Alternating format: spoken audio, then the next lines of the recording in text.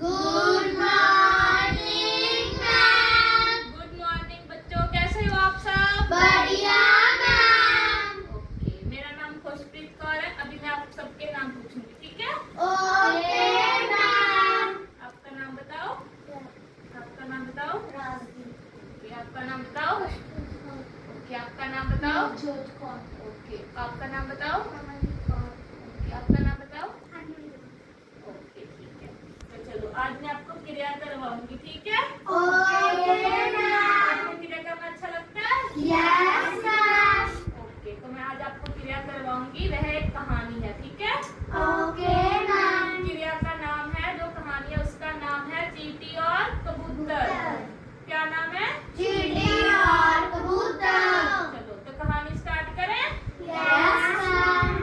चलो, सही बच्चों ने ध्यान से सुनना है, ठीक है? Okay ma'am. ये कहानी है एक कबूतर और चींटी की, ठीक है? Okay ma'am. एक समय की बात है, एक बार एक चींटी थी। क्या थी? चींटी।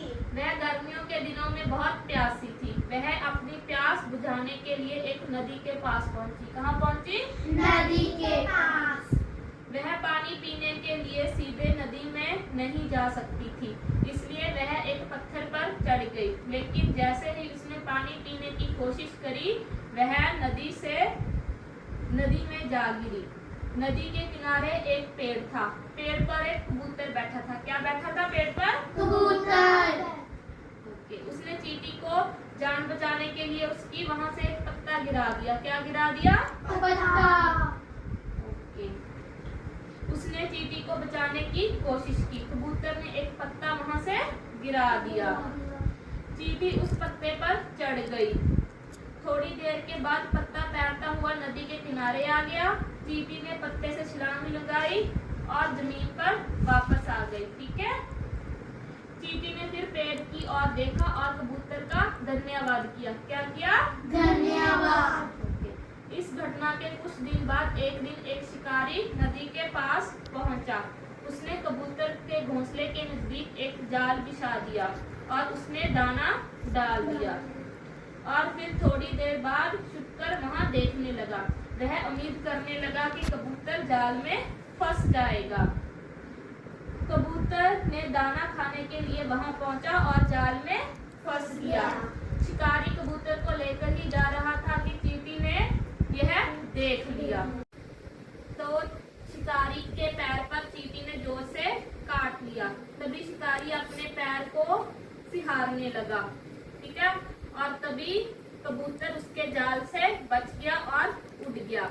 इस तरह हमें पता लगता है कि कैसे एक बार चींटी की जान कबूतर ने बचाई थी और अब कबूतर की जान चींटी ने बचाई।